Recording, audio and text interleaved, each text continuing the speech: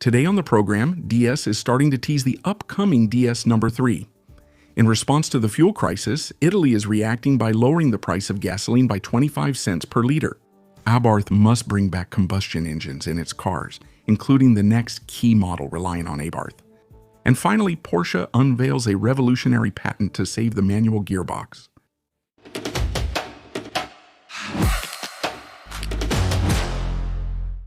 DS has spent the last few years doing exactly what everyone else is doing, building bigger and heavier SUVs that look like hippos on wheels. But guess what? They suddenly realized that maybe it wasn't the idea of the century. DS wants to make a 180-degree turn with the next generation of the DS3, which will logically be called DS number 3 and will throw its crossover costume out the window. They want to return to the spirit of the very first DS3 from 2010, that chic little city car. It sold 500,000 units, and which was, let's admit it, rather brilliant. Thierry Métraux, the head of design at DS, said he wanted to take inspiration from that first generation, but in a very futuristic way. No retro, Attil insisted, but they want to keep the key elements. So why this sudden turnaround? It's simple. The Renault 5 E-Tech and the electric Mini Cooper are already here, and they're a big hit. DS wants its share of the pie. They want the DS number 3 to be the high-fashion alternative to the R5, while keeping the price relatively reasonable. Well, at DS, reasonable means at least 35,000 euros. But it's a balancing act for DS, and it's vital for the brand. They need to sell cars, a lot of cars, to survive. Xavier Peugeot, the head of DS, explained that after launching big models like the number 8, the number 4, and the number 7, it was time to come back down to earth a bit, and they promise something concrete very soon. Under the bodywork, what will we find? Well, the Estella small platform from the Stellantis group, it's the same base as the future Peugeot 208 and Opel Corsa. Attention, drumroll. It will be 100% electric, no combustion engine, no hybrid, just electrons. The Estella small platform will ultimately not be modified to accommodate combustion engines. In summary, DS is taking a big risk, a very big one. They not only have to replace a car, they have to prove they still have their place in the playground of small electric city cars, a playground that is becoming seriously crowded. Now let's talk about the price of fuel, that magic liquid that turns dead dinosaurs into noise and speed. But these days, it mostly turns our wallets into onions, because every time we open them, we cry. You noticed it, more than 2 euros per liter for diesel. Whose fault is it? Well, with what's happening in the Middle East, the barrel has climbed to $114, and gas is about to jump by 35%. But while we, in France, watch the numbers go up at the pump, with the expression of a man who just realized he forgot his wife's birthday, what are our neighbors doing? Believe it or not, the Italians have decided to react. The country that invented Ferrari and afternoon naps has just given us a lesson in pragmatism. They passed a decree to lower the price at the pump by 25 cents per liter. Matteo Salvini, their Minister of Transport, was quick to boast, saying that Italians would pay less than the Germans, the Spaniards, and especially us, the French. In reality, it's just a tax cut, but the result is there, and that's not all. Giorgia Meloni brought out the heavy artillery with an anti-speculation mechanism. The idea is to force oil companies to lower their prices at the pump as soon as the price of crude oil drops internationally. No more immediate price hikes and price drops that take 3 months to arrive. But then, what's happening in France? Well, our glorious strategy is to send the Direction Générale de la Concurrence, de la Consommation et de la Répression des Fraudes to carry out inspections. They checked 630 stations out of the country's 11,000 to see if anyone was taking advantage. As a result, 6% of the inspected stations were penalized. Wonderful. The government hints it may cap margins, but has taken no action. In fact, it feels like the French government has made a very simple choice. Let prices skyrocket to collect as much value-added tax as possible. It's the tax vacuum technique. Except that when fuel is too expensive, what happens? People drive less, they go out less, they consume less. The prices of everything else go up, from raw materials to transportation.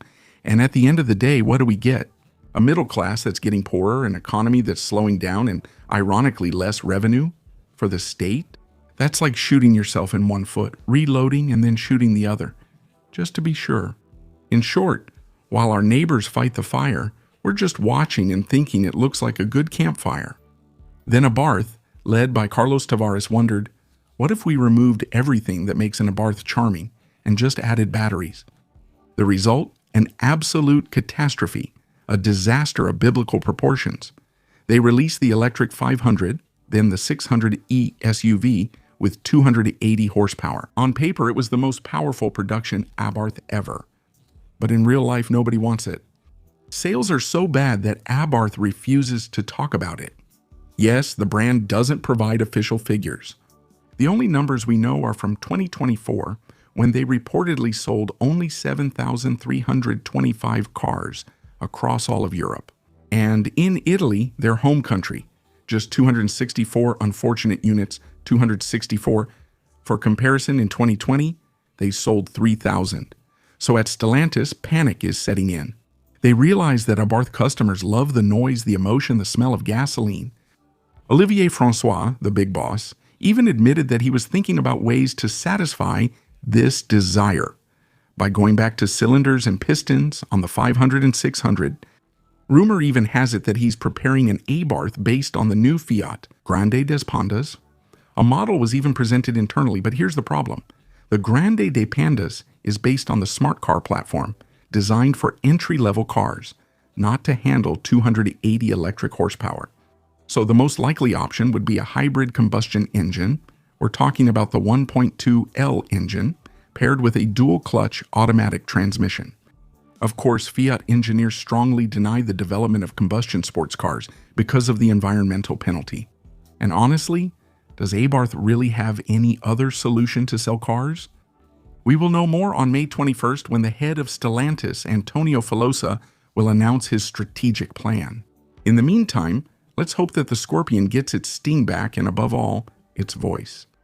And finally, let's talk about the manual gearbox. You know, that thing with a lever and a clutch pedal that purists worship like the Holy Grail, but that the automotive industry has been trying to bury for more than a decade. Well, believe it or not, Porsche, in a burst of genius or mild madness, decided to play Dr. Frankenstein to save it.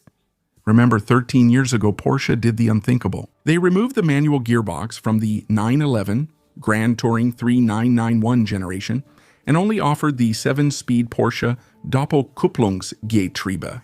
Faced with the anger of enthusiasts, they backtracked on the 991.2, bringing back the manual gearbox. Not only that, but also on several other variants of the 911. But let's be honest, with electrification spreading, the manual gearbox is living its last moments. Except that Porsche has just filed an absolutely crazy patent. Filed in August 2024 and published very recently, this document shows that the engineers in Stuttgart want to create an H-pattern transmission that also includes an automatic mode. Yes, you heard that right, having your cake and eating it too, plus the driver's smile. The idea isn't completely new. Koenigsegg did something similar with the CC 850 and the Chimera. In these beasts, you can put the lever in drive and drive like in a regular automatic, or switch to an H-pattern gate with a real clutch pedal. Porsche's system would work the same way. Push the lever forward or backward for drive, neutral, and reverse, or slot it into a dedicated H-pattern gate to play weekend racer. But here's the problem. Developing such a system is an engineering nightmare and costs a fortune. At Koenigsegg, it works thanks to an in-house gearbox with 6 individual clutches, 3 shafts, and a mountain of electronics to simulate the feel of a real pedal and a real lever. And when you sell cars for several million euros, you can afford to charge that complexity to your billionaire clients. For Porsche, it's a whole different ballgame. They have to make this technology viable on a much more accessible range with much tighter pricing.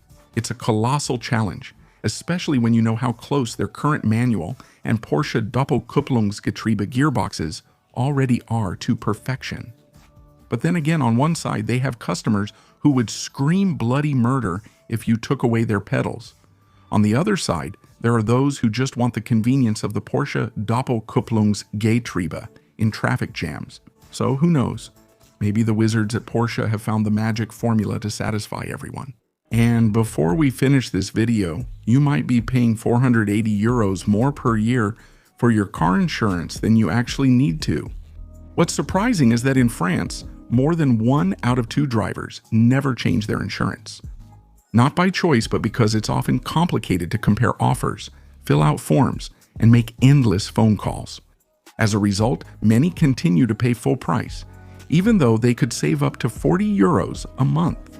So we thought we needed to simplify all that with our free car insurance comparison tool. In 2 minutes, you get the best offers with no commitment, no spam, and with sometimes more than 40 euros in savings each month. That's over 450 euros saved per year, enough to pay for a few tanks of gas or a nice little weekend trip by car. So if you have a car, or if you want to change it, try it now. It's free, fast, and if you find a better offer, it's all gain.